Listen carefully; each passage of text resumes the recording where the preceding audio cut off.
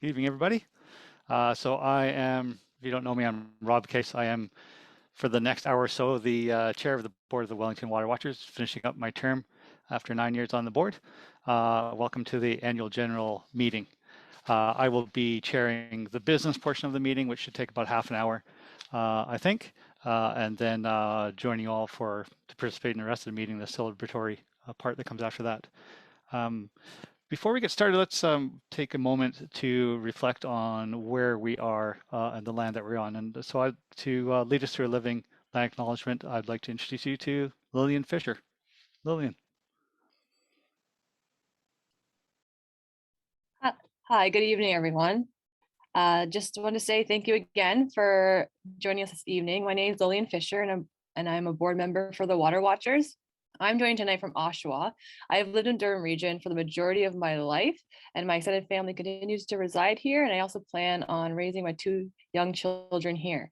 As a result, I wanted to take a moment to acknowledge the lands and people of the Mississaugas of Scugog Island First Nation, lands which are also covered under the William Treaties.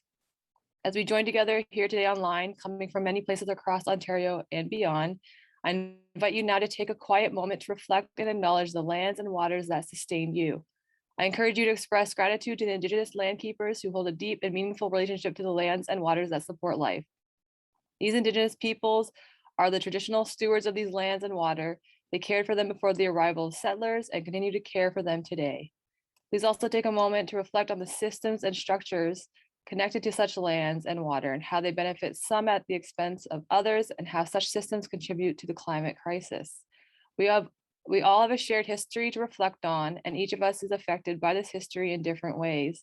Our past have led to the present, and if we move forward together as friends and allies, we can work together to shape our future. Thank you.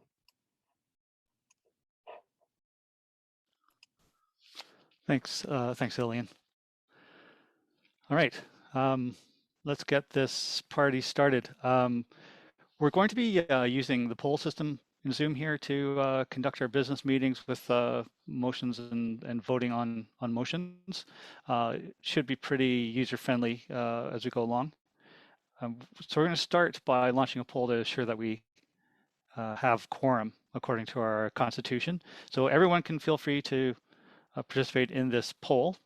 Here it is now. We're only going to be able to count actually the people who are sort of signed up as members of the Wellington Water Watchers, but they'll figure that out on the back end. Don't need to sweat that. And so we're going to use this same kind of poll system throughout the business meeting and asking you to participate and vote in this. And if something comes up that you want to participate in, but you don't want to vote yes or no, you want to abstain, you can write abstain in the chat room. If you're not an actual formalized member yet, we would invite you to do so by becoming a monthly donor.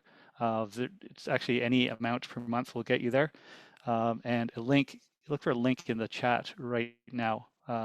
So you can sign it up. You can grab the link and sign up now, or keep it and sign in later.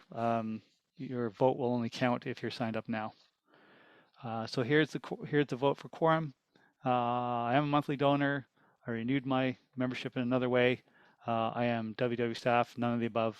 Have a vote on that, and we'll tally this up and see where we get. All right, Rob, it looks like we have quorum. We have quorum. That's excellent. Okay, good. Thanks, Danny. Let's then move on to a review of the agenda. We got the agenda up on the screen. There we go. Okay, so fairly straightforward agenda. We will, there's a question in the chat for a link to join the membership for the people in the back end there. So the agenda looks like this. We're going to review the agenda and presumably adopt it unless people have problems with it. We'll adopt the minutes from the last AGM. We'll go through the finances for this year, a couple of documents there. We'll have our board election, and then we'll do a little bit of a call out for new board members and wrap up the meeting in due haste. So let's start with this question. And does the agenda look okay? I need a mover and a seconder in order to make this a motion that we can vote on. Could you please, I'm going to ask for someone to move to adopt this agenda using the chat function. And then we'll look for a seconder also in the chat. So if you're willing to move or second, please just type, there's Carolyn Rathwell making the motion. Could I get a seconder to adopt the agenda? Mike Foley's seconding. Let's take a minute and see if you're okay with the agenda. You don't really need to do anything. If you have questions or concerns about the agenda, could you please let us know now, again, using the chat. Going once, going twice. Seeing none. Do we have a poll for this, Danny? Here's the poll. Do you agree to accept the agenda? Do you not agree? And if you abstain, please say abstain in the chat room. And Danny's going to let us know when we've passed the threshold to pass the. There's one abstention in the chat room there.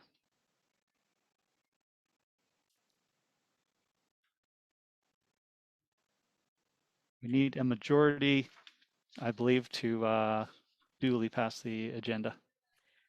This motion to accept the agenda passes unanimously. Great. Thank you for that. Okay, so the next thing is to adopt the minutes from last year's AGM. If you're here last year, I'll be looking for a motion and a seconder to adopt the minutes. The minutes were made available, I think, to everyone through a link associated with the email that came out about the AGM, but I can tell you basically what's in there. The AGM, just to fill in time here, right? The AGM was Thursday, November 26th. I chaired it. We had 27 members present.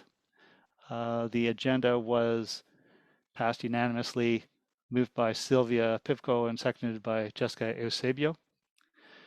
We then reviewed and accepted the minutes. There was some discussion about the status of an application we're making for charitable status. But the motion to accept the minutes was passed unanimously, moved by Mike Nagy, seconded by Jessica Eusebio. We reviewed the finances. There were some clarification questions about the revenue sources, but there was a motion made and passed to accept the financial report, moved by Karen Rathwell, seconded by Mike Nagy. That was carried unanimously. There was no board election last time because everyone was in the middle of their terms. There was no election, and that was the end of the business. That's all we did. So, if people are comfortable with this, could someone make a motion to adopt these minutes from last year's AGM?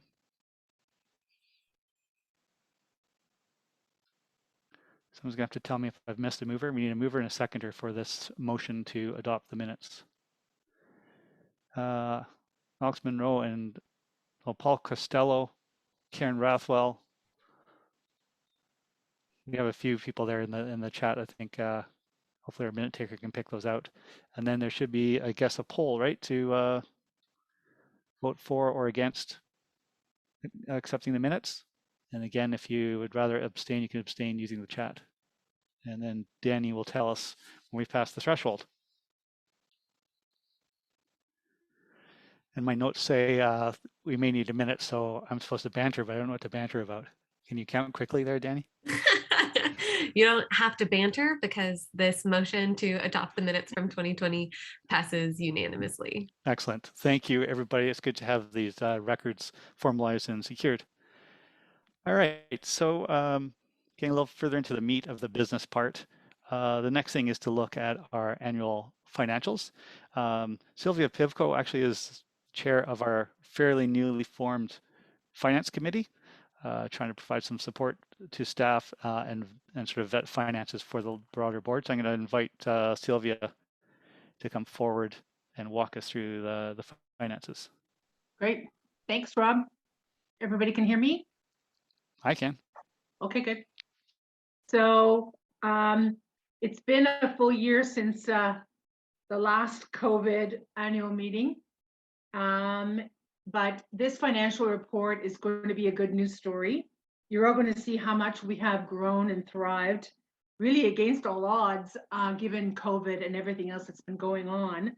The trajectory would have not been for us to grow as we have. So it's really a true reflection of the work of the staff, the organization, the needs of the community.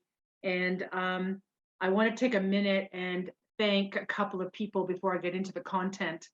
So first, I'd like to thank Rajiv Kaushal, who was our previous treasurer, who took the time to put this into a pretty picture that you're going to see in a minute.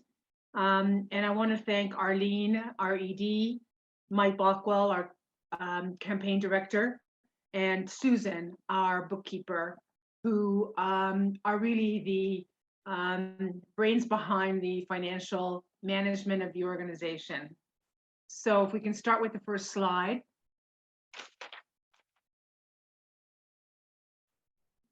Yeah, it's hard to see. This just gives a context in terms of COVID and fundamentally what I've just said, but in different words. So you can take a moment to read that if you can. And I think you're all going to get this in the recording, I'm hoping. So you'll be able to read it more fully, but it's really introductory remarks about how we've thrived through COVID. So next slide, please. So let's take a look at some of the information. Next slide, please. So this chart, everyone should read it from right to left. So it's backwards to what you're normally.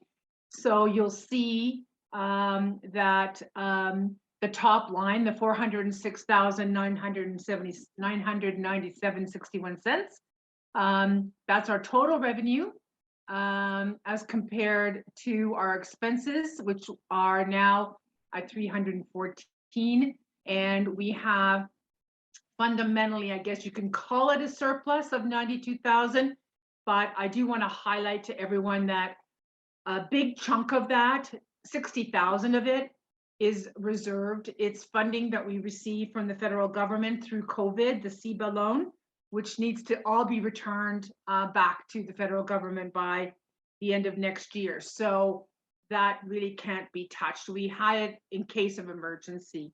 We also have a couple of other funds that we've held, the raffle funds, for example. So we really don't have a lot of flex. It just looks like we do because of that big amount that we had from the federal government. But I do want to reflect for you, and you can see what I was talking about in terms of growth and how the revenue just from last year, if you can see the 294,883, how we've grown to the 406, and we've actually tried to maintain a tight expenditure. Next slide. So this kind of just positions the information you just saw in a slightly different way. So our total revenues, as I just said, is 38% over last year, which is significant. We have started, the staff have started to apply for grants in a big way. And consequently, it's up 339% because we weren't applying for grants historically, but we've started to diversify our revenue sources. And the same with total services. That speaks to our core campaign work that we do in supporting local communities in their work. And so we've been able to generate 29,588 from that. Our assets is that 192, which was that surplus amount, which isn't really a surplus, as I mentioned, because most of it is designated and most of it has to be returned. Next slide. So this gives you a bit of a trend. This next slide, please. So you can see the revenues over the last 4 years. Our biggest revenue jump, obviously, as you can see visually, are the total donations. And the next slide after this, not yet, will show a breakdown of that. So for now, you can see that our monthly donors, sorry, our advertising income is the first grouping.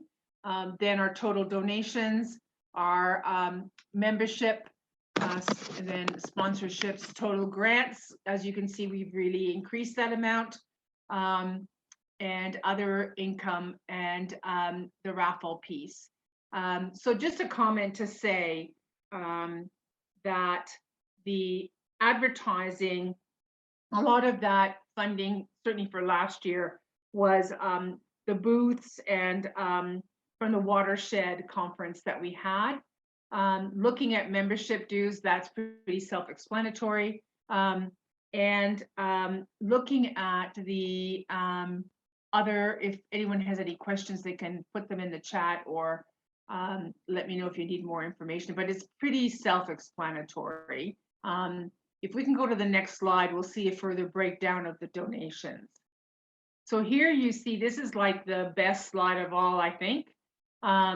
You can see that our biggest donations, not including what you see on the right, which I'll speak to in a minute, but our individual donations seem to be the biggest chunk. Our monthly donations, you can see at 14,000 for this year. The organizational donations, we've started to expand, excuse me, and part of that incorporates, actually, as I say that, I'm just thinking here, the different organizations that have funded us. The partner donations are actually organizations that support our ongoing work. Now, Water for Life, not-for-profit, you see on the right-hand side, we are working very hard to achieve charitable status, which is a good news story. We're almost there. It's been quite a long road to fill in all of the other, all of the federal government's requirements. Water for Life is part of a partnership we've engaged with Small Change Fund, which offers charitable donation slips to those who donate that way. So when you see the 102,488 for this year, that is single donations that are coming in through that venue so that people get charitable status, charitable receipts. We're hoping once we get our own charitable status that all of that will be coming in through our own organization. So we want to thank Small Change Fund for their work on our behalf. And of course, when I look at this page reflects all of you, individual donors, monthly donors. Big thank you. We couldn't do the work we're doing without you.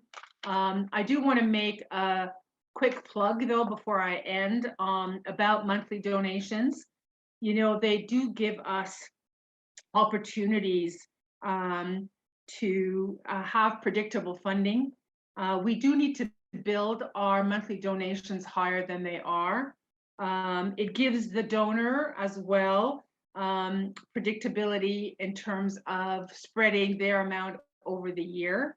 It gives us confidence in terms of knowing how much money is regularly coming in. Anyway, I don't have to go into a lot of detail. You all can appreciate the benefits for an organization that has no core funding, what a monthly donation chunk could do for us. So certainly want to encourage all of you who are individual one-time donors to consider shifting to a monthly donor status, and we'll probably speak about that for later on in the annual meeting. So thank you to everyone. That's the financial report. Thanks, Sylvia, and thanks, Rajiv, for putting the slides together too. And I just want to echo what a couple of people have said in the chat. Mike Balkwell and Siobhan has also said, you know, these donations are so appreciated. No core funding. It's amazing what we're able to do with the support from our community. And just for another model, I do maintain a modest monthly donation, and I've kept it modest so that then I can also make individual contributions once in a while when there's a particular need or whatever. We're going to get a motion in a second to accept the financial report, but let's see if there are questions before we even do that. I think I saw something in the chat. Has that been resolved, Arlene? How does municipal charitable status work? Would there be a way of targeting support? Okay, so the charitable status is a federally CRA determined thing, and it's a lot of paperwork because it's CRA to get to. And the second part of the question, would it be a way to get way of targeting support for clean water and sanitation? I'm not sure about the answer to that question. If anyone has an answer, then please let me know or say something in the chat room. But are there other questions about the financial report? Great job on that, by the way, Sylvia. That's pretty clear. If you have questions, please add something to the chat. And in the meantime, then, if people who don't have questions, could I have a mover and seconder in the chat for receiving the financial report? A mover and seconder to accept the financial report.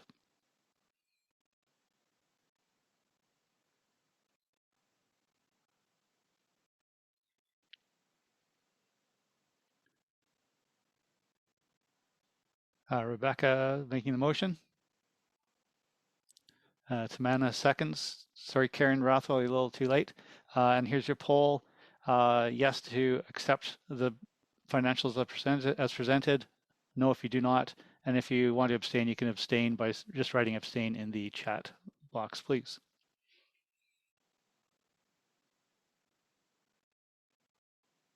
And then Danny will tell us when we've passed the threshold.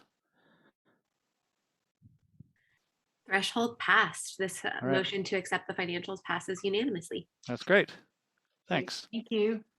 I think it's been a really impressive fundraising, and the contributions and donations from the community are just are really amazing. And it's what enables us to set our staff, unleash their full potential out in the world, and protect water and shake things up a bit. So thank you, everybody, for that. Okay, we're going to move into a couple rounds of voting for our board of directors. The first one is a renewal of a board term, and then we'll get into new board members. I'm not sure what to expect in the slides here, but we're going to start with a term renewal, and it's Sylvia, who you've just seen doing her thing on the finances here. Sylvia is currently the Secretary Treasurer, and she's put her name forward to renew for another 3 years. The nominations committee is presenting her as part of a slate of candidates for the board. She's brought a lot of expertise, experience as a executive director of nonprofit groups. She's been very strong getting the committees to get working on the board. And she's bringing all these skills and past experience to us for another 3 years if we want it. So I think all we need to do, is there a poll for this election? Danny, is that how this works? Yes, do we need a mover and a seconder for this one, or just the poll? I'm not really sure, to tell you the truth. It's coming forward, I think, from the nominations committee, so maybe we just need a seconder. And we'll say Sue McSherry, we'll call Sue McSherry, well, there we go. Sue McSherry makes the motion, and whoever Metric Aid Client Services is the seconder. And here is your poll. All in favor of Sylvia's renewal. Anyone opposed, go ahead and vote. I think you'd be crazy to do so personally, having worked with Sylvia for a few years now. And if you care to abstain, abstain in the chat box, please. That was our fastest poll yet, with a unanimous yes to renew Sylvia Pico's board term. Yeah, thanks a lot, and thanks a lot, Sylvia. You are a really good one. So I'm so glad you're up for another 3 years. Okay, so now we're going to I'm going to read through actually profiles of some slate of new board members. We have a number of board members retiring off the board after the end of a term. We'll get to that in a minute. And so here are some new board members. These are their names. And so Lillian, these have all been, everyone here has been actually vetted by the nominations committee through application process and an interview. All have participated in at least one board meeting tentatively. And so we're looking for affirmation for these board members from the general membership of the Wellington Water Watchers, and that's what this is about. So Lillian Fisher is a youth probation officer with an interest in the equity and fair treatment of all Ontarians and the community at large, specifically groups who experience systemic racism and marginalization. Sarah Alexander is an environmental sociologist and an educator with expertise in the social worlds of drinking water and broad interest and experience working towards social and environmental justice with community organizations. Rebecca Jameson is a teacher interested in exploring ways to bring more educational programs into schools that focus on where water comes from, water sovereignty, and caring for our environment. My list is in a different order than it is on the screen here, I'm sorry. Mike Foley is a current trustee with the Upper Grand District School Board. He was part of a movement to get the board to declare a climate emergency, which became the Trustee Climate Emergency Committee. And he's been on the board now tentatively for a couple months. And Jordan Thakkar is a second-year student in environmental sciences at the University of Guelph that focuses on environmental chemistry, and he's a passionate advocate for the intersection of environmental and social justice issues. I'd add that I heard him give a great speech at our rally. He's a good orator and has a sharp mind. So I would propose that we bring this forward from the nominations committee as a slate, and that hopefully the poll is set up to vote for the entire slate. Is it, Danny? Do you know? Yes, it is. So it's all or nothing, folks. Maybe we should go through the process of getting a mover and seconder for this slate, just to be on the safe side in case anyone ever wants to contest it in the future. Karen Rothfall so moves. Get a seconder. Sue McSherry. Someone could look that up. I don't think it's necessary if it comes from a committee, but we're covered anyway. And you know what to do. Do you approve this slate, or do we go back to the drawing board? And the slate officially is approved. All right. Well, thank you very much, all you new board members, and congratulations. Having met all these folks and had a little chance to work with them, I'm feeling pretty confident about what our board's going to look like moving forward. So thank you very much. Congratulations to the incoming board members, but congratulations to Wellington Water Watchers as well. That's awesome. So there are a few of us leaving the board. I think we're there now, right? And I guess because I'm one of them, I'm going to pass this over to Arlene to let you know who it is and say a few words. So here you go, Arlene. Okay. Oh, hi everyone. So yeah, I have the pleasure and honor this evening of thanking some outgoing board members. So we've heard a little bit about Rajiv this evening. Rajiv had joined us. I am trying to remember when Rajiv joined us, and then and took on the role of treasurer, which is no small task. And as you can see, the complexity of our organization. And Rajiv ended up partway through his term getting a new job, swamped in the new job, and had to kind of he had to move to focusing on his job partway through this past year. And so this is our way that we haven't had an annual general meeting since. So this is our way of thanking Rajiv very much. And as you see, probably he contributed to making the presentation, the financial presentation for this year. So he's only still an arm's length away, but like our sincere gratitude to Rajiv for his commitment and dedication to our work and ongoing connection in our work. Thank you, Rajiv. And next slide, please.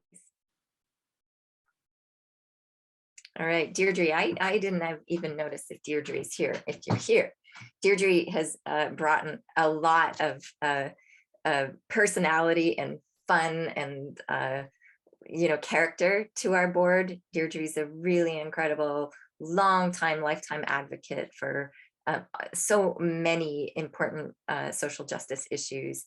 And along with that, she brought a lot of connections through her work with both the Catholic and the Anglican Church, and brought a lot of that community, the faith community, along and more deeply connected into our work. And so Deirdre, for your commitment and dedication, we wish you well in your next endeavors, knowing that you're also only arm's length away. And thank you very much for your years of service to us. And Marguerite, I'd like to say Marguerite Campbell has been with the board for 2 years. Marguerite had recently just moved to Guelph, and it's like we just, somebody had connected her to us, and we immediately were able to get a hold of her and get her engaged and interested and on our board. And Marguerite's also been very, very busy with all the other things she works on in her world, including being at that time on the board of the Guelph Black Heritage Society here in Guelph, and being so committed to all of those pieces of our intersectional work too. So Marguerite, for your gentle presence and your grace, and for your voice and what you contributed and brought in fresh perspective to our board, we are grateful to you. And we wish you well in your endeavors, also knowing you're still here in Guelph and still connected to our ongoing work and our ongoing community. Thank you, Marguerite. Next slide. And Susan McSherry has been with our board for a full, I'm pretty sure it's a full 3-year term. I don't have the notes right in front of me because I'm looking at your face on this picture and trying to speak directly to you. Susan has brought a lot of integrity, I'd say, to our board. She's brought a lot of personal commitment. Susan was is an essential and leader member of the team that kicked out Genie from the Guelph Aramasa Township, because she became a board member with us, and because of her participation in our work supporting the campaign to oppose Genie in Stratford.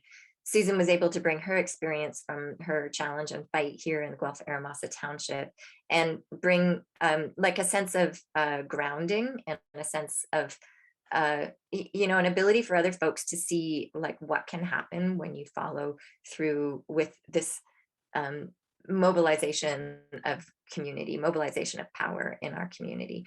So Susan, for your commitment, for your integrity, for your diligence, I wish you well in your next endeavors, knowing you're a cute community member here, and we'll be able to call on you for your expertise around this work. Again, thank you for your 3 years of commitment here, Susan.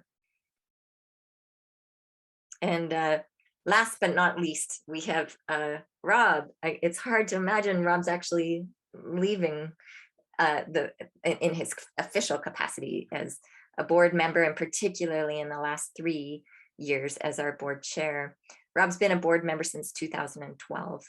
And our organization started back in 2007. So he was involved in the very early years, and in those years things were very different.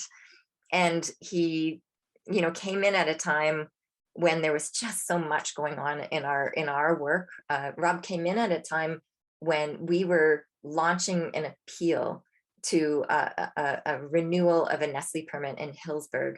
And possibly you might share more about that, Rob. But at that point, there was a really critical decision our board had to make, which was, do we go through with this appeal, which can tend to be extremely costly And Water Watchers, in conjunction with Council of Canadians and Eco Justice, decided to, like with their leadership, is what I'm going to say, Rob brought to the table, with the leadership of committing to that appeal, even though the burden of the finances would fall to them.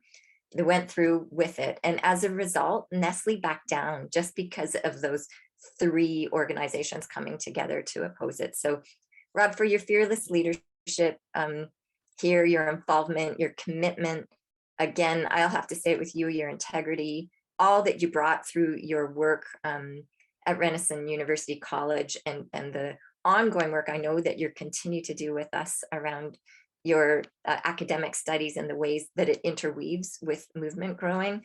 I am, as a friend, going to miss our regular interactions that we've had between ED and board chair. And I wish you a happy and restful retirement from this position, because it has been onerous. And I appreciate everything you've done. All of us really appreciate everything you've brought to this. So Rob, I would like to, first of all, I'd like to thank all the outgoing board members, but in this moment, I'd love to allow a few moments for Rob to say some words. So please join us back here again, Rob. Well, thanks, Arlene, and honestly, thanks for having me. It's been quite an adventure, and that start back in 2012. It was really Mike Nagy was the chair at the time. Patrick Seisler was another board member. The two of them really led the push on the appeal. Nestle was trying to get rid of mandatory drought restrictions from their permit in Hillsburg. They thought they should be voluntary, and we said screw that. The days when we met at David McCauley's office, Arlene was not on staff at the time. We had no money, we made that decision. That like, well, what are we doing if we're not going to take this appeal, even if there is some risk financially, even to board members. But you know what? We put the word out there to our community, to all of you, and you came up with the funding. What you didn't make, then the Council of Canadians kicked in. It was those partnerships and the support in the community that got us through. And we did make Nestle blink, and they had to accept the mandatory drought restrictions. So that was kind of a fun early victory for me, a new board member. And really, I really just wanted to thank you all so much for making this a fun and fulfilling adventure, being on the board of the Wellington Water Watchers. And I don't just mean those of you who I know personally, or even just those who I've worked with most closely while on the board, although all of those people, the board members past and present, staff members past and present, core volunteers, every single one of you has turned out to be a pretty interesting and impressive person in your own right, which I think is a real testament to the Wellington Water Watchers, the kind of high caliber people that we consistently seem to attract to the organization. We're doing something right. But I wanted to thank everyone who's, in any way partnered with or participated in, helped to pay for, or otherwise supported the work of Wellington Water Watchers and organizations like it, actually, because it's that collective effort and our collective accomplishments with regard to water protection, but also the related pursuit of social justice. That's the stuff that's made me so proud to be associated with this organization. We are fortunate to have an amazing staff, and back at you, Arlene. I've never met anyone with the depth of integrity and dedication and kindness that you have, Arlene. You're one of a kind, and getting to know you, developing this friendship that you mentioned, I think it's probably the most valuable thing that I take away from my experience on the board. I've also never met an organizer like Mike Balkwell with that level of skill and strategic thinking. Mike, you've really taken this organization and the campaigns, the work we're trying to do, to a whole other level. And I've learned a lot from you every single day. I admire your persistence, and your stamina is unbelievable. And it's fun to hang out over coffee or beer once in a while too. So let's keep that going for sure. And then there's Danny and Megan, who are a bit newer, and Horeen and Sue have been even newer. And all of you, each one of you brings such complementary, range of expertise and skills and perspectives and analyses, priorities, and just energy. It's a really exciting staff compliment. So it's good to have that. But really, it is, I think, what it turns out to be all of us together that makes it possible to unleash the talent of those involved. It's all of us together, and the more the merrier. That give us power. And I have grown to believe, and I think Balco will back me up on this, that moral high ground, good ideas, and even scientific evidence is not enough. It's power that we need. It's grassroots democratic power guided by moral convictions and principles. That's what we need, really, to resist the pressures on our community and environment that come with the insatiable drive for profit maximization.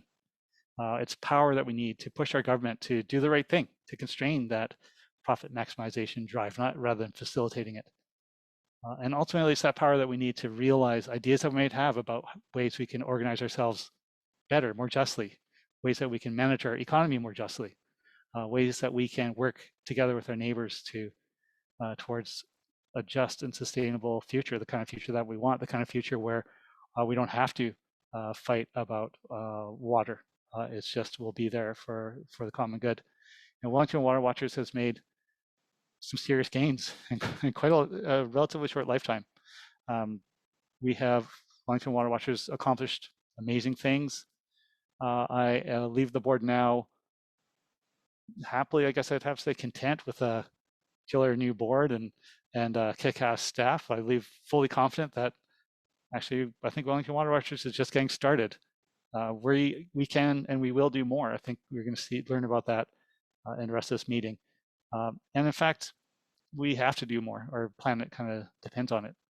And so I look forward to figuring out my role in that. And I've had a great time, and I look forward to connecting with you in all kinds of different ways. And so thank you very much for indulging me.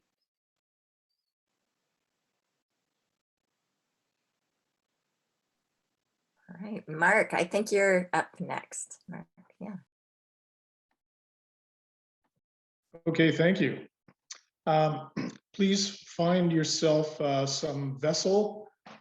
This is an old school clean canteen from 2007 or something like this. This is a water bottle from Waterstock, or even just a glass of water, and fill it up with tap water, because we're going to have a toast to water. While you're doing that, I'll just mention that this is a Wellington Water Watcher tradition that we started at the very first meeting back in 2007. Yes, 14 years ago. And we started our meetings this way just to remind people that we have a mission to protect, restore, and conserve drinking water.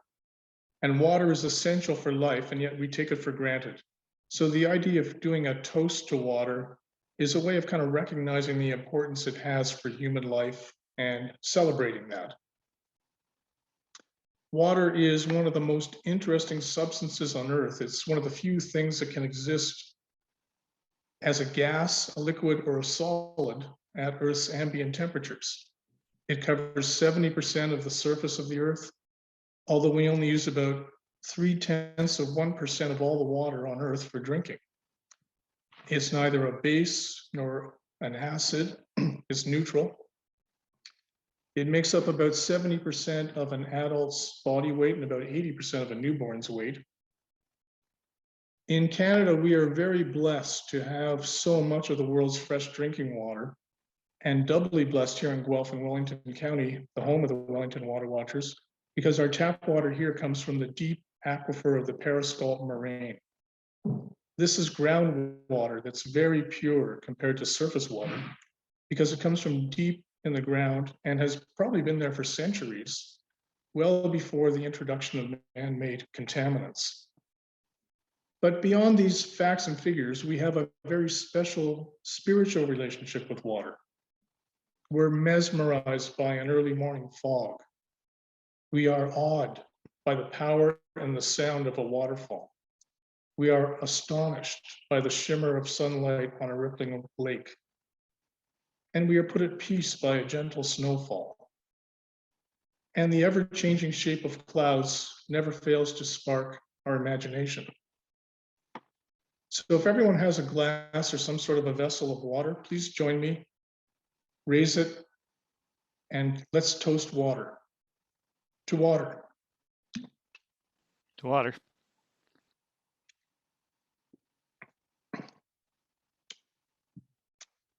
while we're toasting, I'd like to propose a special toast as well to Rob Case. Rob's been on the board of this organization for the past 9 years and led it as the chair for the past 3, and that's no easy feat. And as I said in the chat, he's also our unofficial historian. So thank you, Rob, for your service and dedication. To Rob Case. You're too kind. Thank you. Okay, I'll turn it back over to Danny.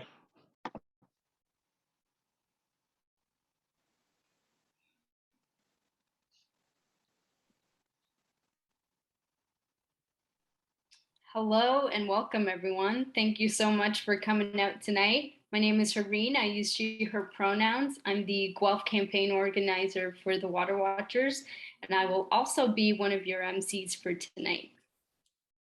Hi, everyone. I'm Jordan. I am a second-year student at University of Guelph in Environmental Chemistry and just now an oncoming board member with the Water Watchers. I use he, him pronouns, and I am also a networking organizer for Climate Justice Guelph. And again, as many of you are here, along with me, the climate crisis is unfolding and in real time in so-called Canada and around the world. It does and will impact some people more than others. We live in a society that is unequal. Some people are more vulnerable. Some people have more resources, which will provide some protection for longer. But unless we organize to reduce extraction and consumption and carbon emissions, many more people will suffer. Because some people will be affected first and worst, we need to work to protect water and the environment. That's why we're talking about working towards water justice. This is also why it's extremely important to take action. The actions we take in the present can make a significant difference. We can organize to prevent greater climate crises and work towards justice at the same time.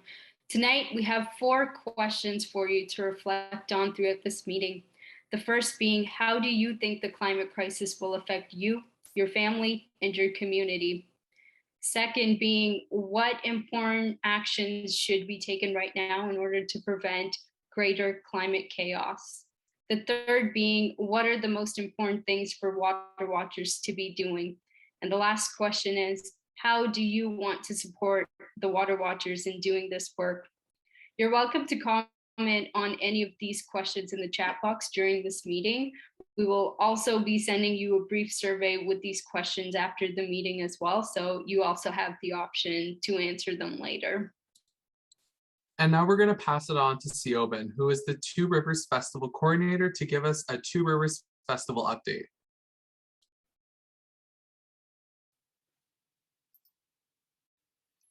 Hi, everybody. So my name is Siobhan Blanco, and I started this year as the Two Rivers Festival coordinator. This is the first year the festival has had a dedicated position for this. And as a Guelphite and someone who's participated and performed at past Two Rivers festivals, it was really a great honor to be in this position for the 10th Two Rivers Festival. I started just a month before the launch of the festival, and it was like pretty busy as I was learning the ropes like while the festival was happening. However, it was like really, really great to jump right into it and to bring my skills and experience to the festival. So this year we offered events online and in person. The year before it was just online. And we kind of went with the flow of things as restrictions were lifted. So it took a lot of time and organization with the steering committee and host organizations to like make last minute changes for whether or not an event would be in person or online. But thankfully everyone was super flexible, and together we managed to pull together 41 events in total, online and in person. I just wanted to touch on a personal highlight for me, which was the first tributary to the Rivers songwriting competition. It was just such a beautiful experience to listen to the touching songs about the waters, and in meeting the judges and the contestants before the event as well. It was just a really beautiful community oriented vibe. And I heard so many positive things from people in the audience, the judges, and the contestants about how healing, moving, and connecting the event was, especially during the pandemic when we really needed those things. And the feeling from that night still stays with me. I'd also just like to take a minute to extend a huge congratulations to Arlene for 10 years of dedication to this festival. And I think she deserves a little bit of applause for that because everything it stands for, all the work she's put into it, she is what brought it here to those 10 years. So let's just take a moment to say thank you to Arlene and congratulations to her. For our next year, we have marked the theme as Reaching the River's Edge, and we're looking to expand and diversify the offerings in the scope of the festival, to also be a little bit more engagement oriented in the times of the heightened climate crisis, but also to reach out to the folks on the margins and center other voices, stories, and create spaces for those who we may not have intentionally created space for before. I'm very excited to give the festival even more time and energy, breathe new life into it, and also bring my intersectional focus into the foreground to ensure this festival engages and serves a broader group of communities. Thank you all. I'll pass it back over to our MCs. Thank you so much for that, Siobhan.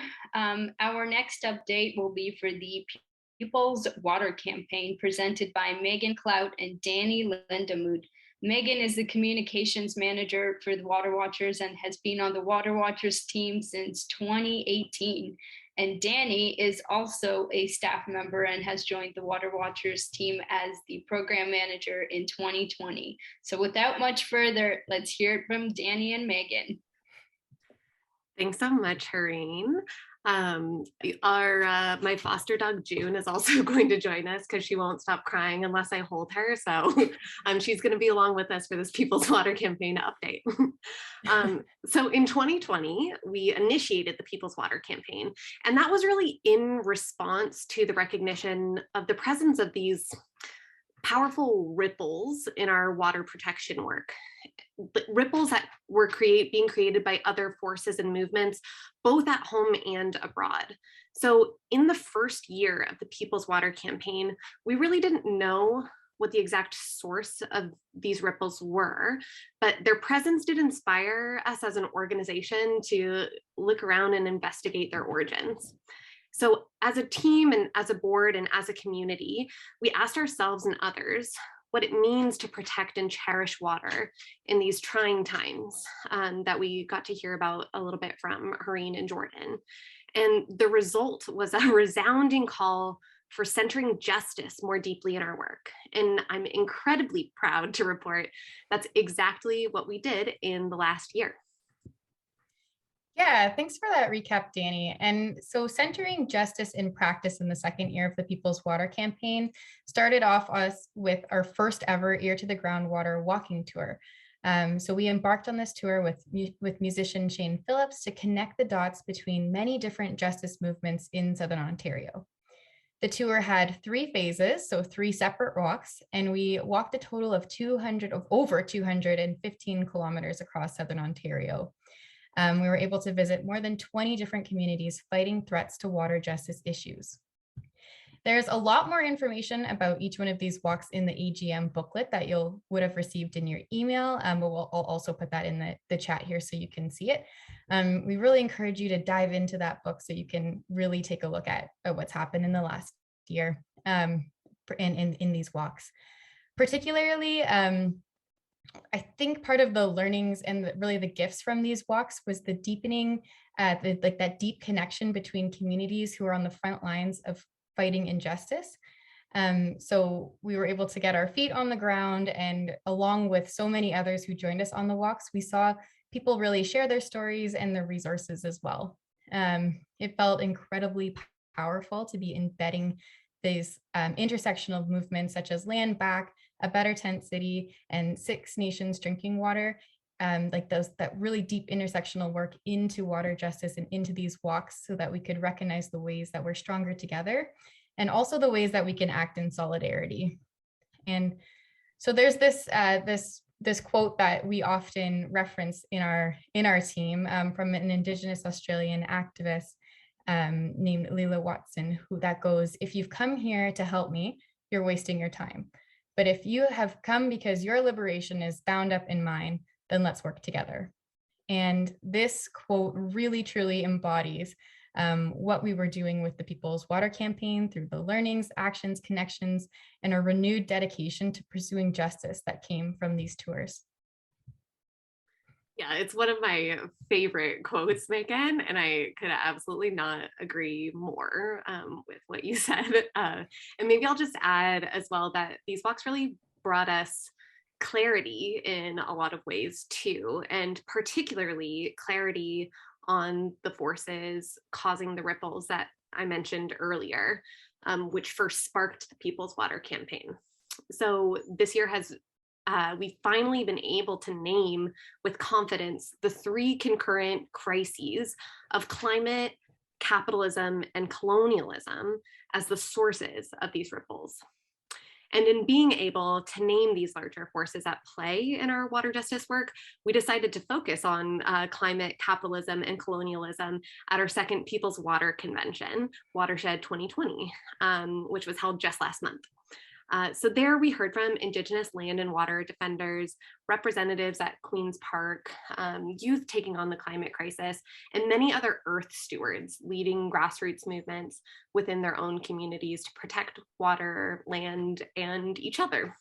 And in particular, we centered Indigenous voices throughout Watershed 2021 to deepen our listening and to encourage each of us to apply insights and learnings towards decolonizing our water protection and water governance work. And we had 4 important signposts from this year's Watershed Plenary with Indigenous activists as well. And you can read about them in more depth in the AGM booklet, as Megan mentioned. But the 4 of them were to, number 1, support the land back movement. Number 2, to start from somewhere in your reparations work, both in your organization and personally. Number 3, to center Indigenous sovereignty in all our work. And number 4, to return Indigenous ancestral artifacts and human remains to Indigenous communities. And these 4 signposts are gifts and challenges to us to do better. And we're actively integrating these calls to action into our work right now. So looking back at this last year of work within the People's Water Campaign, we've learned there's more work to do than we could have ever imagined, but we're also more connected with each other and other movements than ever before as well. And we're beginning to understand our responsibility as a settler-led water protection organization, as well as to living out our role in solidarity and Indigenous sovereignty. We opened the door to bring more people into our intersectional work, and we're operating more deeply on the principle that a high tide raises all ships. And perhaps most importantly, we built more power, resources, and will for a water future that looks more secure, just, decolonized, and anti-capitalist. Yeah. I was muted there. And that power and movement building could really not have come at a better time since we're heading into an election year. So we need to continue to work through these nonpartisan pathways so that we can vote on water justice this year, not 10 years from now, but this year. So overall, we really feel like it's been our most impactful year yet. We've made connections, spent time in listening and learning and building momentum for water justice movements in a critical way that will allow more people to call for change that addresses those 3 crises we're all facing. And we're going to play a role in answering that call by doing the work, by building more power, and by strengthening solidarity work in year 3 of the People's Water Campaign. And we can't wait to do that with you all. Thank you so much, Megan, Danny, and Danny's foster dog for that update. I loved it. In addition to our own campaigns, the Water Watchers also supports many grassroots groups in various communities throughout Southern Ontario. And we have many of the members from those grassroots campaigns here with us today, and they're here to share testimonials and tell us how the Water Watchers has supported their community in protecting water and the environment. So first up, we'll be hearing from Sharon Collingwood. Sharon is a part of the leadership group of Get Concerned Stratford, who has stopped the Jingi glass plant proposal and forced Steve Clark to rescind the MZO. So I'd like to pass it on to Sharon to tell us more about that. Well, thank you very much. As you just heard, I was one of the people involved in the glass plant in Stratford. And well, the whole thing was a surprise to us, and we had to scramble to find someone to help us learn what to do. And luckily, we had heard of Guelph Aramosa Action, and before long, we found our way to the Wellington Water Watchers. Now, I've said before that the whole Water Watchers encounter for us was like the Ghostbusters, who you gonna call? Mike Balkwell was wonderful. He provided encouragement, he shared his knowledge, he told us how to organize. The Water Watchers provided secretarial, organizational, and financial support. It was amazing, and I will always be grateful, Mike. But what I realize now, after a year, is that he also gave us a wonderful education in how to act within our community. That whole experience showed us that we're not just passive spectators, and we felt a responsibility to share what we learned. So when the Shinyu protest began to wind down, we started getting calls from people all over the province who were facing MZOs, and we shared what we knew. And we were also contacted by people in the Stratford area about related issues, and we started helping out with those too. We learned from Mike that it's a good idea to document the process, and we're starting to consider case studies of issues that we've become involved in so that people can learn about them on our website. I learned a lot from Mike. I'm now involved with the Perth County Sustainability Group, and I sometimes lead Zoom meetings. At one of the first meetings I chaired, I introduced the topic, and then I held up my hands and I said, "Are we all at the same meeting?" I think I'll always try to channel Mike at meetings because he always demonstrates how important it is to include everyone. When you look around the province, I think you can see that this kind of collaboration is catching on. People help others, teach others, and then those people go on to do the same. Rinse and repeat, reach out, learn by doing. The network is growing fast, and I'm feeling pretty damn optimistic. So thanks again, Mike.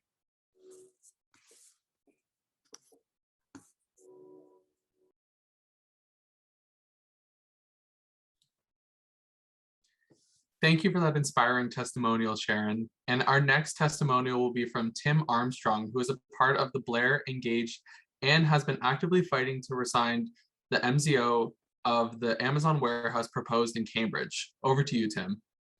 Thank you. Good evening, Wellington Water Watchers Board of Directors and members. My name is Tim Armstrong. I am with Blair Engaged Residents Association. Our group was formed in April of 2021 to oppose the ministry zoning order requested by Broccolini Group to build a massive 1.2 million square foot distribution warehouse in our heritage village. It has been supported by the City of Cambridge Council led by Mayor Catherine McGarry and approved by Doug Ford's government's Minister of Municipal Affairs, Steve Clark. This facility, if built, would put 2 million square feet of hard surface on the area the community relies on for regenerating the aquifer that supplies all our wells. Shortly after our group was formed, we were introduced to Wellington Water Watchers to help organize our campaign against this development. It is a decision we will not and have not regretted. The team at Wellington Water Watchers has been invaluable in developing a strategy as well as providing guidance to our situation as it has evolved. I cannot tell you the number of times wisdom and experience of Mike Bockwell and Danny have altered our initial reaction to the events as they've unfolded. The insight they have provided to our team in this struggle has led a great deal to where we find ourselves today. Politicians outside Cambridge, but familiar with our efforts, have commented that we are one of the best organized grassroots movements they have seen put together in such a short time. To date, our campaign has resulted in delays in the approval of the ministry zoning order by over 120 days and the building of the Amazon warehouse. The original plan the city and Broccolini concocted would have seen construction completed by August of 2022. They have yet to pour a footing and are well behind their intended target of having the skin of the building erected by Christmas of this year. We continue our struggle and are awaiting a decision by the minister to rescind the Amazon MZO in Blair which we hope after today's well-coordinated press release has added huge pressure to do so. The tools and insight that Wellington Water Watchers has brought to the table in our community have been a large part of our success today. The team of Mike, Danny, and Megan are now valued members of our community and very much appreciated by our steering committee and the neighborhood. They have been a big part of our campaign, and the assistance they provided to communities like ours are truly needed, and in our case, very much appreciated. This nonprofit is a gem that I will personally support and work with after our struggle has been won. I wish them continued success and a heartfelt appreciation for what they contribute to communities like ours. Thank you. Aw, thank you for that, Tim. We really appreciate all your support. Our next speaker will be Michelle Tom from the Stop Sprawl Hamilton, a group that has been working so hard to prevent the expansion of Hamilton's urban boundary and to save 3,300 acres of precious farmland. I'm pleased to say Michelle will be telling us about the huge victory that happened in Hamilton last Friday. Over to you, Michelle. Thank you, Hareen. And thank you for inviting me to speak tonight from the traditional territories of the Erie, Neutral, Huron-Wendat, Haudenosaunee, and Mississaugas. Only in January, Stop Sprawl Hamont was formed, and on Friday, we were victorious in our grassroots campaign to save 3,300 acres of some of the best prime farmland around, and the Wellington Water Watchers was instrumental in our success. Interestingly, the motivation for this large tent mobilization came from you, Arlene Slocum. You spoke at a Hamilton 350 conservation webinar about the need for massive public engagement. Our group was inspired and had success engaging many delegates to an early spring city council meeting. The council responded with a survey for every home in Hamilton for release in the summer. On a lovely morning in late spring, I happened to be connecting at the farm of Chris Kruker of the National Farmers Union in Copetown. He suggested we needed to ramp up even more. Chris advised strongly that I give the Wellington Water Watchers a call to achieve our goals. Reflecting on Arlene's comments, I trusted this to be a good idea, and our group agreed to this partnership. Our group's work with Wellington Water Watchers has been invaluable. We were helped with setting high bar goals, guided through collaborative facilitation on an ongoing basis. We were given tech tools to help achieve our aims, and the Water Watcher teams hosted our successful summer fundraising event with 500 registrants. We actually ended up exceeding our 3 campaign goals by a long shot. For starters, we hoped for 10,000 surveys in our campaign handed in. We actually engaged 18,000 folks in Hamilton with a staggering 90% support for saving farmland. In fact, we pushed the Overton window by engaging with 3% of Hamilton's population. Second, we hoped to raise $30,000 and actually ended up raising $50,000. Ultimately, our most important third goal was to influence 9 councillors to vote to save our prime soils. We actually nailed down 13 votes out of 16 in the final tally. A final note, Mike's laser-focused strategy support ensured we stayed the course, and he had this wonderful, refreshing sense of curiosity and was always available to us. Hareen came all the way from Guelph to support us and other allies on a cold early morning event in Caledon. The enthusiasm from the team were excellent all along the way.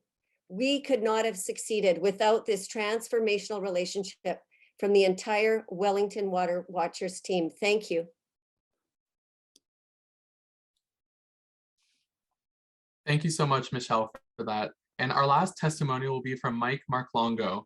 Mike is a Guelph resident with many environmental protection irons in the fire, and he will be talking about how Wellington Water Watchers is supporting the work for an expansion of the Green Belt. Great, thank you. Yes, so I'm Mike Marcolongo with Protect Our Moraine, and Protect Our Moraine is an organization that was established about 4 years ago at this point, as a reaction to the City of Guelph's largest expansion through the Clare Maltby Secondary Plan, which is unfortunately a 1,000-acre greenfield expansion on the Periscott Moraine. But we've had a lot of wins in terms of our fight with the City of Guelph, and for a shift in thinking in terms of how that development should take place. You're all familiar with the saying, it takes a village to raise a child. Well, it takes Wellington Water Watchers to deliver a successful campaign. Wellington Water Watchers is our village. And yes, the staff are great, as we all know. Danny, Mike, Megan, Arlene, Corrine, and so on. But Wellington Water Watchers is people power. It's you. Every time Wellington Water Watchers puts out an email asking for support, you folks rise to the occasion, and it's made a world of difference for our fights. The initial win that we had was here at the farm. We were able to defeat a significant arterial that not only crossed this farm, but also across two significant natural heritage core natural areas. And that was our first win.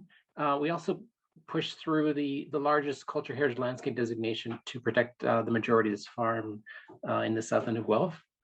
We also had another surprise in that secondary plan process. The City of Guelph, at the 11th hour in the process, decided to shift the 25-acre community park from a developer site to the Marcolongo farm, because we're the only ones that aren't speculators here at this point.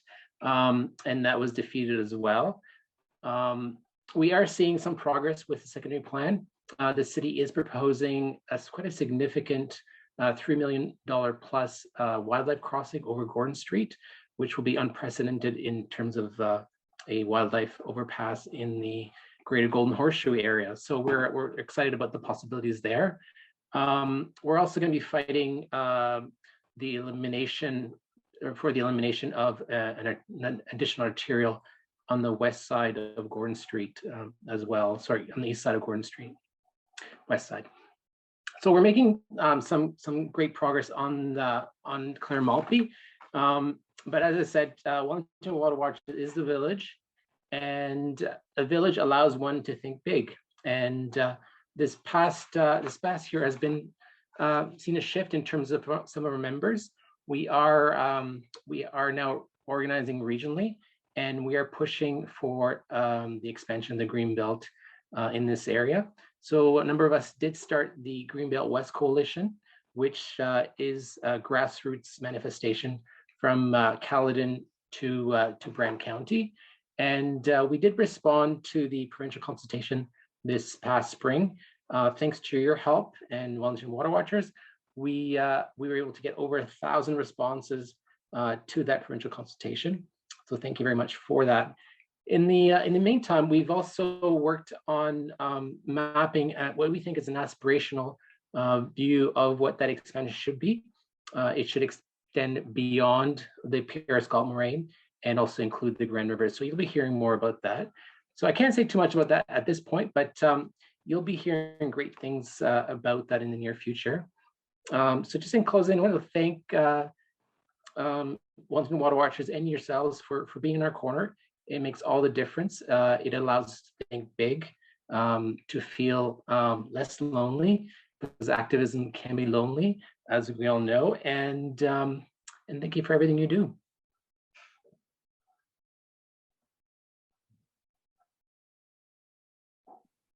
Thank you so much for that, Mike. Moving on from our campaign testimonials, we'll be shifting gears a bit to have a very important conversation about decolonization and settler-led water protection. I'm going to pass it on to Arlene Slocum, the Executive Director of the Water Watchers, to start that conversation and to introduce a very special guest tonight. Thanks, Irene. And many of you possibly connecting here will have joined us at Watershed 2021. And at that event, we heard from a number of Indigenous voices on important pathways towards a true water justice agenda. Indigenous peoples have been in relationship with the land and waters as stewards for millennia and have an intrinsic knowledge in deep memory of how to manage an economy in balance with nature. Lands and waters are dying and cannot sustain more of the reckless extraction, consumption, and development of colonial systems. From their sharings, we have some signposts that Danny talked about a little earlier and that you can read more about in our accompanying booklet to this AGM. But we'd love to hear more about it really specifically. And so at this moment, I'd like to welcome Courtney Skye, who is Mohawk Turtle Clan from the Six Nations of the Grand River Territory to our stage. Courtney is a research fellow at the Yellowhead Institute at Ryerson University and a policy analyst. Courtney is here to share messages from Protect the Tract. Thanks very much for joining us today, Courtney. Welcome. Thanks for having me. My apologies. I am actually in my car, in my vehicle. Folks that might have seen me on CBC might be used to this, but just here on in Gunestado and on the land here where some Indigenous land defense actions have been taking place. I'm super excited to meet you all and to share this space. And as I was introduced, I am a research fellow at the Yellowhead Institute, but I also work with my colleague Todd Williams on Protect the Tract. And so Protect the Tract is a new organization. We started this work back in April of 2020, following the announcement of the moratorium on development that was announced by the Haudenosaunee Confederacy Chiefs Council here at Grand River. And this called for a moratorium on development along the Haldeman Tract, which is 6 miles on either side of the Grand River. This territory was granted to the Haudenosaunee following the American Revolution in recognition of our allyship, but also compensation for about 4 million acres of our traditional territories that was lost to us in the war. And so we weren't able to stay in the kind of New York State area where we had been living, but the Haldeman Tract falls within kind of our extended territory along the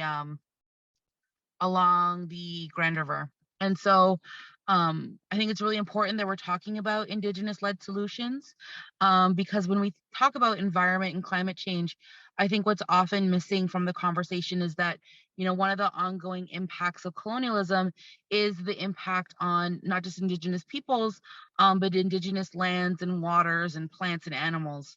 And so for Protect the Tract, you know, we're really working on mobilizing the moratorium, talking about how it will be implemented across, you know, the 38 municipalities that fall within the Haldeman Tract, but also recognized and implemented by the province and the federal government so that the Haudenosaunee are actually able to exercise our land stewardship. Because, you know, settlement along the Grand River has been happening since the late 1700s, and the impact on the Grand River, which is one of the, you know, used to be a very pristine aquifer and source of natural fresh water, has been degraded, you know, through industrialization.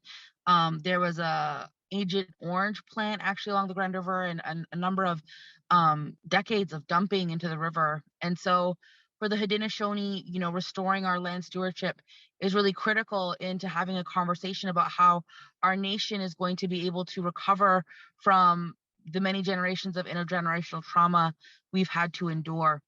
And so I know that we were, you know, what might be front of mind for many people is what's happening in Wet'suwet'en territory right now. And folks may have seen the Haudenosaunee solidarity work that's happening with the Wet'suwet'en. And for, you know, for the spokesperson of 1492 Landback Lane, Skylar Williams, and other Haudenosaunee people, it was really critically important for them to show this solidarity because the Wet'suwet'en are also a traditional government that has been kind of misplaced or removed from their systemic recognition of their government authority through the state. And so Canada, for the Six Nations, Canada instilled an elected band council system in our territory.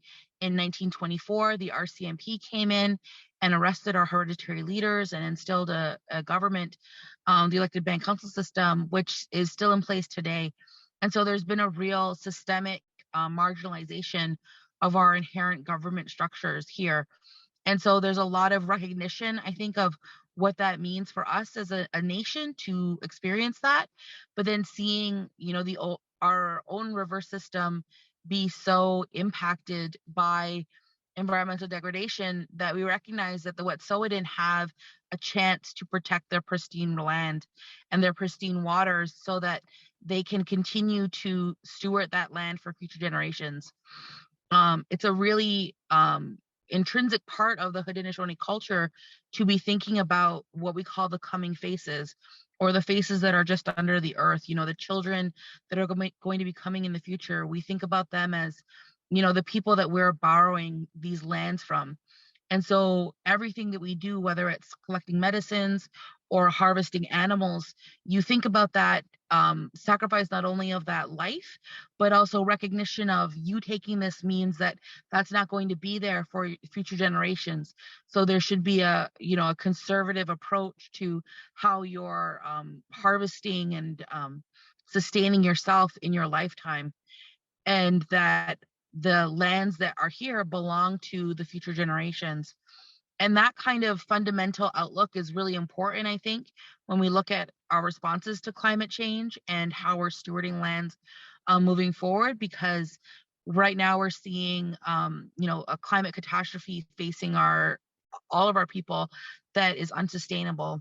And that's a product of settler colonialism as well. The exploitation of indigenous lands and waters in North America has been a major catalyst for the expansion of capitalism and resource extraction and the acceleration of climate change on our planet.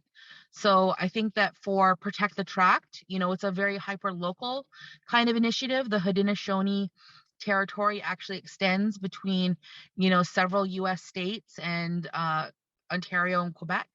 It's a broad territory within the Nanfan Treaty area, but the Grand River is kind of our home.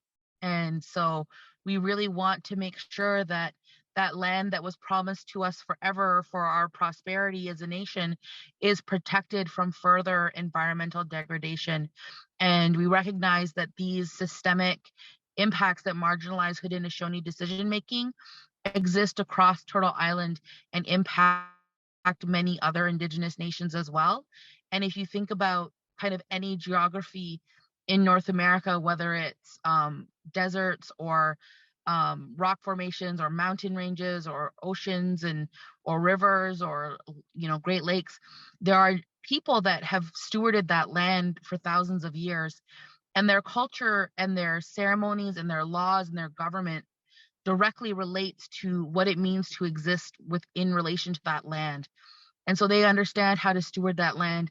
So regardless of where you are, whether or not you're within the Haldimand Tract or not, whether you're in Wet'suwet'en territory or not, or, Kitigan-Zibi, Ottawa region, and Algonquin territory, thinking about the Moose Moratorium, or, in Mi'kmaq territory, thinking about, the coast and Mi'kmaq fishers, that there's an opportunity to look to the local Indigenous peoples and amplify the work that they're doing to overcome systemic discrimination and marginalization, and determine a future for themselves that will be more sustainable, because we understand how to live in balance with the creation that we've been given.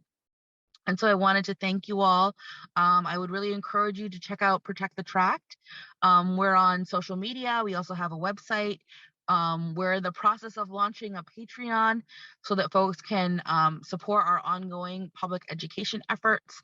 And I hope that folks also look to, the Wet'suwet'en Legal Defense Fund, and look at solutions that Indigenous people are putting forward themselves, like the moratorium on development, because we've seen this happen where Indigenous people who are hoping to push forward this conversation around reconciliation and addressing climate change are faced with police violence and systemic racism. And, these solutions that are put forward from community like the moratorium are an effort to change the conversation and change the dialogue so that community members no longer have to face police violence and face, OPP or RCMP in order to have conversations around land stewardship, that there's actually an effort put in place so that our people can be protected and don't have to be on the land and occupy territories, that we can have a more respectful dialogue, which our ancestors intended through the treaty relationships that exist.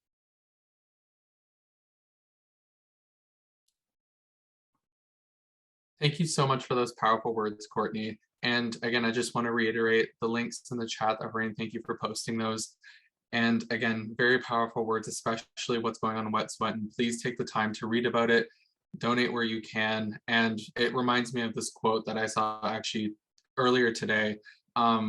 Just reflect on the fact that not that long ago, this new Truth and Reconciliation Day we had, and now the Canadian government is trading in their orange shirts for rifles and army and militarization over Indigenous lands as soon as it impacts capitalism and colonialism. So again, anytime you do work, please reflect on those things and reflect on what's happening right now when you see those really nice blanket campaigns we see on TV that make us feel like something's changing. Just want to reiterate that a little bit. And now we'll be looking at the year ahead for the Water Watchers. So over to you, Mike.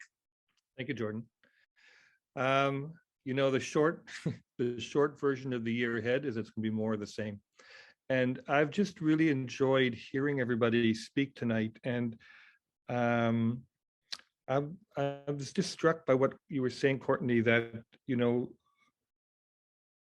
very clearly understand, and you've said this, that the work is to preserve your future generations for your nation. And that's the task that this generation is going to face, is guaranteeing the lives of future generations, which is a very, very big responsibility.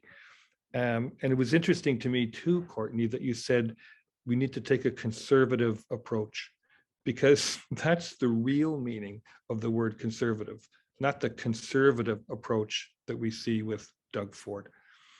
Unless wants to make a couple of brief remarks about the year coming up. There's going to be a provincial election probably in June. There's going to be a municipal election in the fall, and elections matter.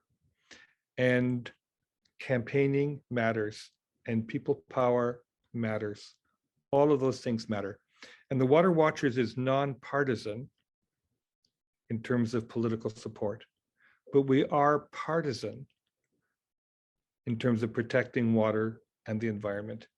And I think of the comment Mark Goldberg made early in the meeting when he said water is not a base or an acid, it is neutral. And water is neutral, but the Water Watchers are not neutral.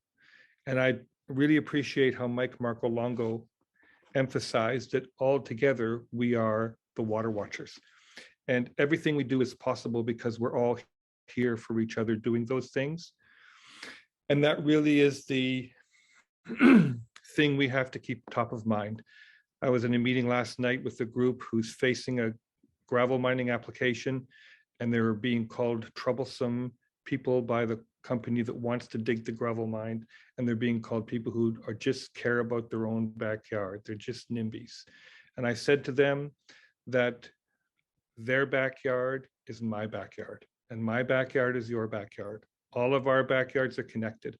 I won't repeat some things that other people have said, but the growing climate crisis, which is more evident to us every day, makes it clear that all of our backyards are connected. And in fact, the way to prevent greater climate chaos is for each of us to protect our backyards, because in doing that, we're actually countering the forces that feed the climate crisis. The work that we're all doing together is very important. We can't do it without each other.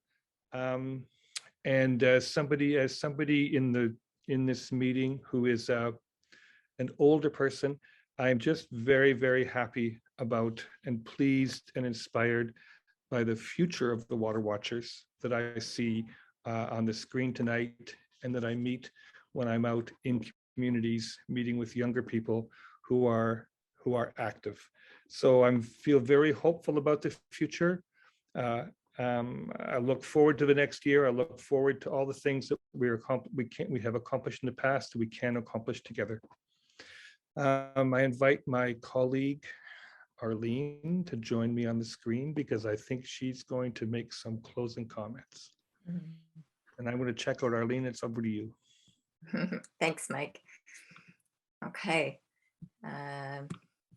So I thank you, Mike. Thank you to those who spoke about the campaigns that you're engaged in. Thank you, Courtney, for your words and for the important work that you're doing on behalf of all of us. And one thing that stands out when I'm listening in every single one of those cases, in every one of those campaigns and cases in the places that we are finding ourselves in the position of advocating, we have the data and the facts and all the information we need to know that, like, we're standing strong on the right side of the argument on what we're opposing. The problem in any of these cases is not a lack of information. The real problem we face is the existing power dynamic within colonial systems. And our work ultimately is to take up our part in the growing movement to build power to influence the kinds of change that support life on this planet across both social and environmental issues, because they are one and the same. Challenging the existing power structure was not part of our original theory of change when this organization was founded, but that has become central to our current campaigning approach, brought to us back in 2016 when we first contracted with Mike Bockwell, our now campaign director. Now, we are engaged in building a movement of water advocates who are willing to work across silos and across issues. And we have some exciting news to share. We recently received a special grant from the Echo Foundation of $40,000 a year for 3 years. This is specifically to support the great work of our campaign director, Mike, but it required a 50% match, which meant having to raise $20,000 per year for the 3 years of the grant period. I'm very happy to share tonight that over the past month, with a lot of diligent effort, we have met this target for each of the next 3 years, and as such have a bit of stable funding going forward. This grant is clearly in recognition of our work to date.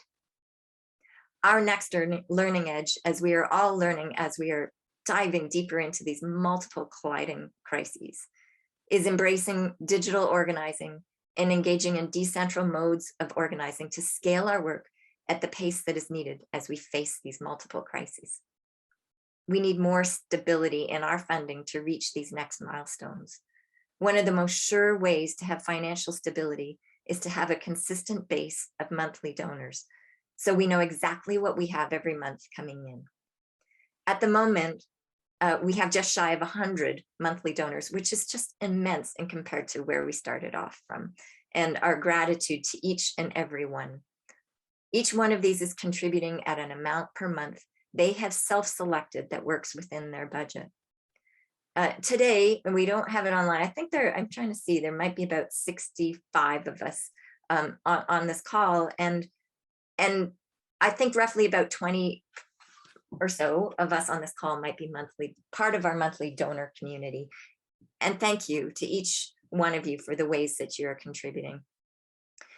What I'd like to say here is a dig down plea to join us in our work going forward. You've had a little bit of a vision into the pieces that we know we are moving into and more deeply into.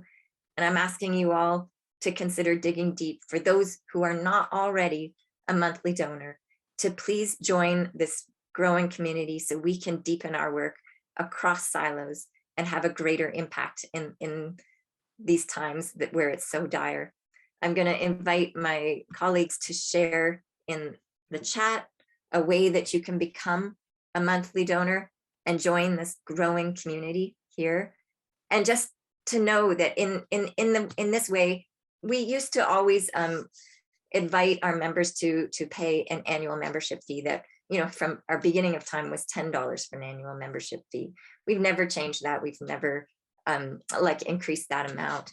And what we have invited people into is joining this monthly donor community. And you can select it at any amount, including $1 a month, if that's what works in your budget, which is comparable to our former fee for an annual membership. But I like to think of the different ways. I was looking, we were doing our home budget recently, and just thinking the various ways that money gets spent in our world, and where is it that I want to put my personal dollars. And I appreciate in our chat and from Courtney and Hareen and Jordan all the really important ways we also need to contribute our funding to the important movements going on out there, and to know that we at Water Watchers here, we're part of that movement. We're joining in that work, and we need your support. So please consider joining our growing community of monthly donors. Thank you.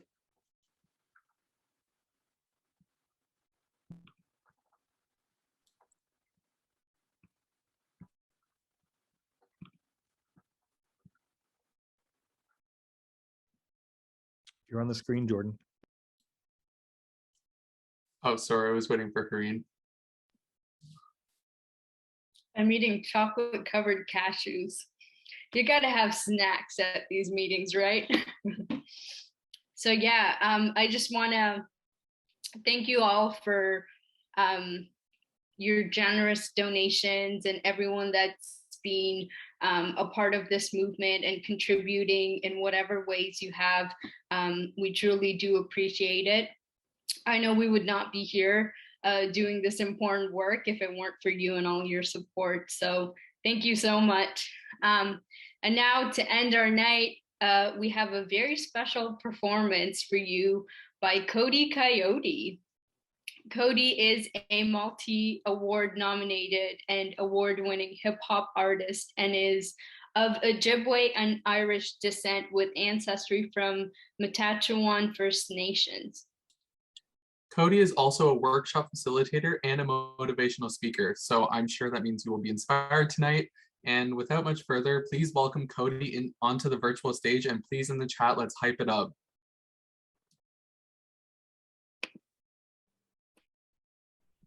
Oh, miigwech. 150 years full of genocide. 150 years that our people cry. 150 years try and kill our pride. 150 years that our people die. 1876 Indian Act, changing the ways that the Indians act. Eliminate, eradicate all the Indian packs, take the land and create an Indian tax, assimilate, never bringing Indians back. Murder and rape generations of them. 1763 proclamation began. Now we celebrate, do it over again. Neglecting to help all the needy, taking the land because they're greedy, they broken the treaties, brainwashing you all through a TV, dividing us all because they're sneaky. I need them to free me. 150 years, no celebration, and you with me, T, in our First Nation. We need to show love through education. The future is here, reconciliation. Reconciliation. Reconciliation. Reconciliation. So, Ani Bojo, Kinawea. Cody Coyote and Indigenous Cause. Asenio Denin, Anishinaabe Akin and Donji, Ojibwe Anishinaabe and Dow, Madajwan and Donjaba, Makwado them, Mawanja Idawag, and Kichimigwech. I was just following some protocol. I've always been taught to introduce myself in my language and to stand while doing so. I said my English name is Cody Coyote. Well, that's the name I go by in the hip hop community, but it's Cody Purcell. My spirit name, Asenio Day, it means Stoneheart in my language of Ojibwe. And I'm coming to you from unceded, unsurrendered Algonquin territory, so-called Ottawa, Ontario, Canada. I'm Ojibwe and Anishinaabe on my father's side. I'm Irish on my mother's side. And I'm from Matachewan First Nation. That word Matachewan, it's from our language, Madajwan, which means where the water meets. It's in Treaty 9 territory in Northern Ontario. I also said that I'm Bear Clan. But I think it's also important to recognize who my great grandfather is, or was, sorry. Chief Michel Baptiste Twain. He was the first recognized chief of Matachewan First Nation and a signatory of the Treaty Number 9. Now, something I want to touch on before I continue here, friends, we're in such a pivotal time here in Turtle Island, and seeing that we have over 60 people here who are ready to mobilize and really start taking steps in the right direction. I want to say miigwech for allowing me to share a bit of my truth and have a glimpse into my journey, but also for working together to make something concrete happen. Because I don't know about you, I'm so tired of lip service. I'm so tired of people saying, hey, you know what? We're going to make change happen, and throwing around flavor text like reconciliation and not having any concrete action behind it. Now, I'm an intergenerational survivor of Canada's 60 scoop, meaning that my father was forcibly apprehended from our family. And my grandma was also a survivor of the St. Joseph's Indian Residential School for Girls in Spanish, Ontario. Now, several of my family members were taken to those institutions. And I want to share this next song with you because, as I've said, we're in a pivotal time. Uh, I'm not going to call them unmarked graves, but I will call them crime scenes. These crime scenes are being uncovered. And for those of you who are non-Indigenous here this evening, I encourage you to support all of the Indigenous relations that are here, that are in your circles, that are in your communities, and to really help amplify their truth and their voices, because that's what I want this evening to be about. There's been a lot of truth shared here, and I do want to say miigwech to Courtney, for sharing get the Bwewin, your truth. Like, that was so powerful hearing those words. And I want to share a little bit of my truth. This next song I'm gonna do for you. It's called Helpless. Miigwech.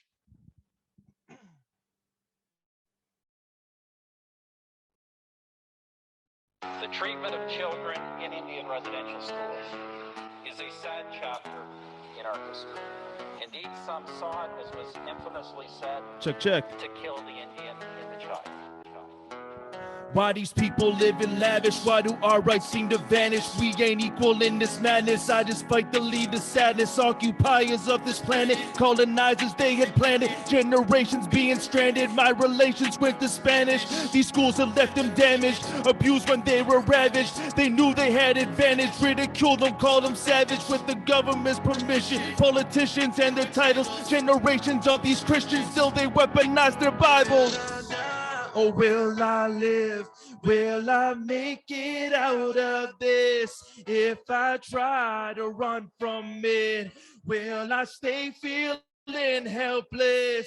I've been feeling helpless. Helpless. Helpless. Helpless. Helpless.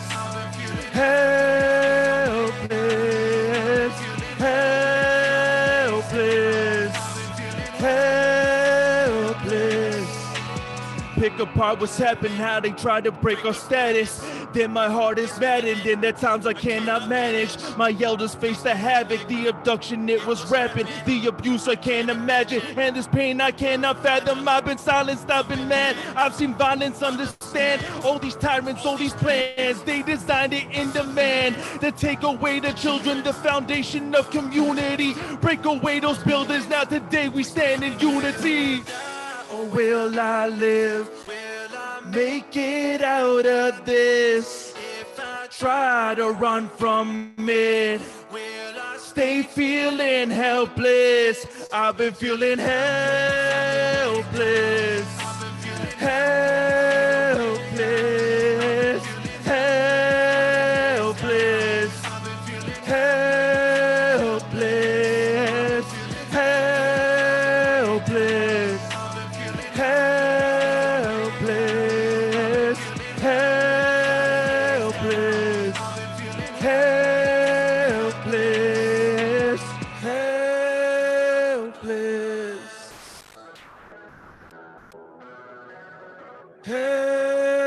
helpless.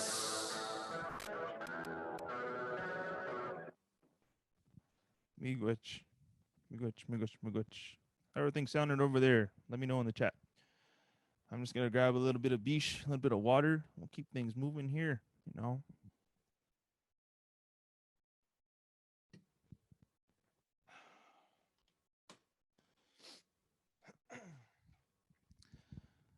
gonna be honest with you right now. I haven't really been able to do this in a long time, and I want to try it here this evening. Okay, bear with me. At all my shows, I would normally ask people to look to their left, right, and then look to their right, and I would ask them to look at each person on each side of them and say one nice thing to them. Okay. So since we're in a virtual space, you don't have to do it, but I'm going to strongly encourage it because I think a little bit of kindness goes a very long way. It can help the world heal. I want you to find someone that you don't know that's here. And in the chat, I want you to say one nice thing to them. Okay? One nice thing. I'm going to let that happen, right? And we're not going to move forward until I see it happen. So come on. I want to see one nice thing. Okay? Say one nice thing to somebody else, right?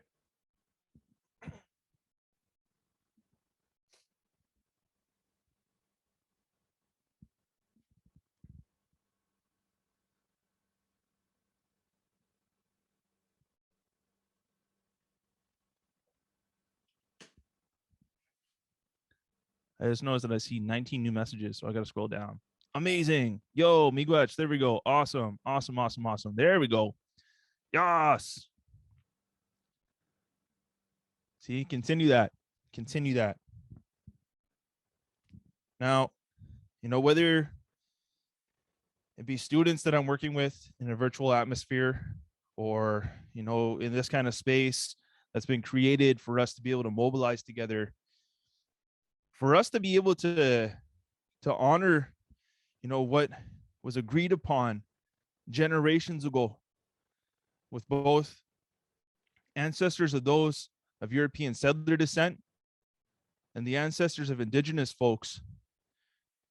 We need to work Mamawe. I had said it earlier, Mamawe Wichi Tata, all together we support each other. And this is how, this is like the basis. If you can do one small act of kindness for somebody in your day, it goes a very long way, friends.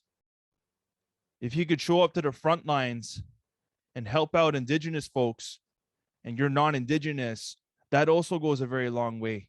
If you can check in with indigenous folks, find out how you can be helpful right now. What's happening in Wet'suwet'en right now? I have friends out there. I've cried numerous times in the past week seeing what's happening out there. And this is full transparency.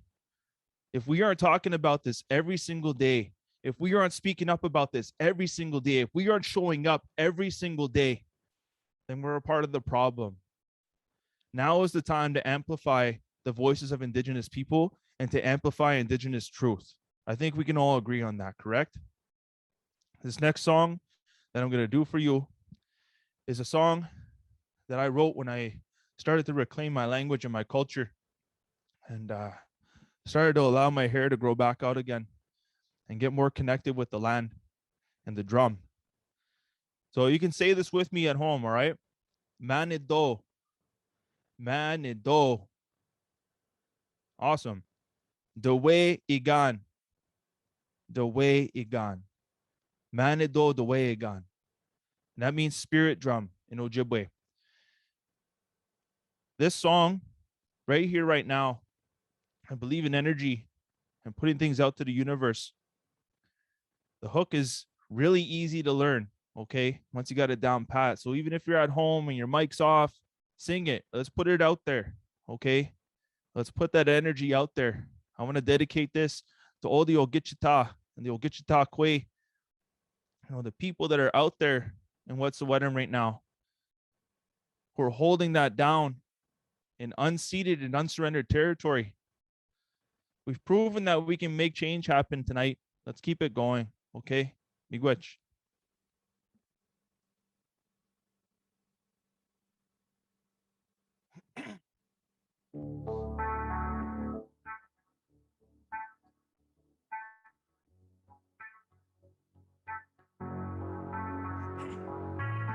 Check, check. 1, 2, 1, 2.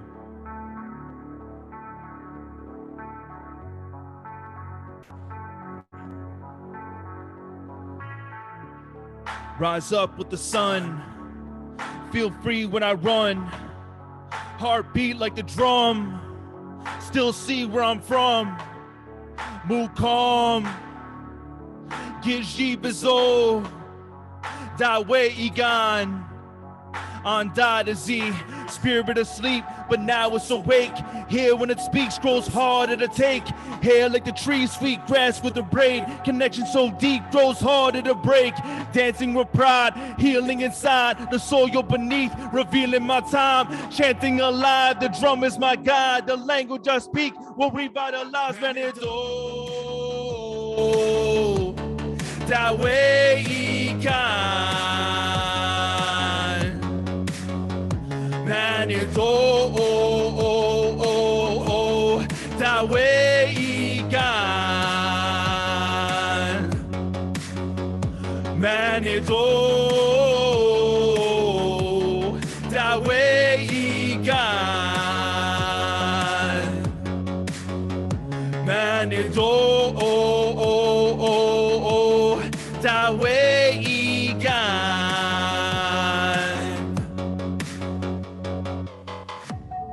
Find us, we're the ones who feel for the young. Heartbeat like the drum when we breathe with our lungs. Nanda Wabam, Oshke Iwan, Dawe Igan, Maranamo.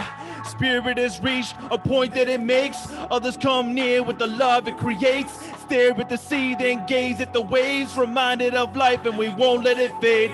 Dancing with pride, healing inside, the water beneath, revealing time, chanting alive. The drum is my guide, the language I speak will revitalize. Manido,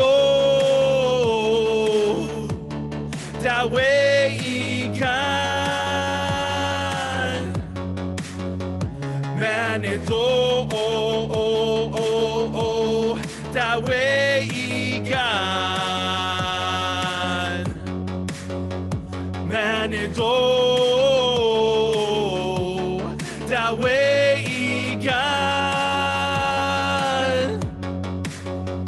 Manido, oh, oh, oh, oh, that way he can.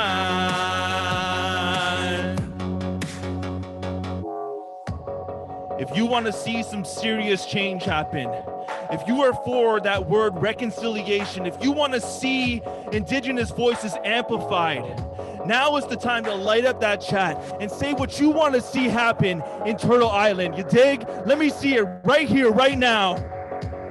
Manitou, that way he can. Manitou, oh, oh, oh, oh, that way he can. Manitou, that way he can. Manitou, oh, oh, oh, oh, that way he can. That way he can.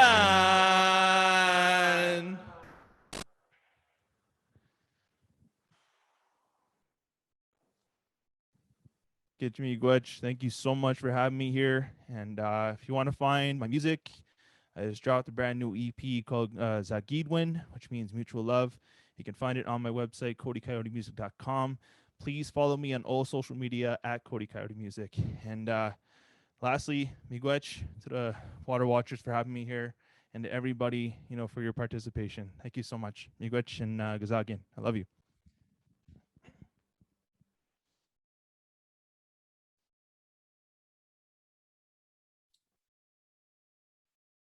Thank you for that amazing performance, Cody. I mean, I can't even put into words how impactful, amazing. Can't relate, can't rap. So that was amazing to hear. And yeah, so I've just been asked why to do a little reflection on why I want to be a part of the Wellington Water Watchers future. And I would say the first thing, of course, is the urgency. I, again, along with many of the people in this chat right now, I'm growing up and have grown up in a generation of climate anxiety. That is something I've always known since I've started school right in kindergarten. It has been a part of my generation. It has been the personality of my generation that we need to fix things. We are so sorry to your generation.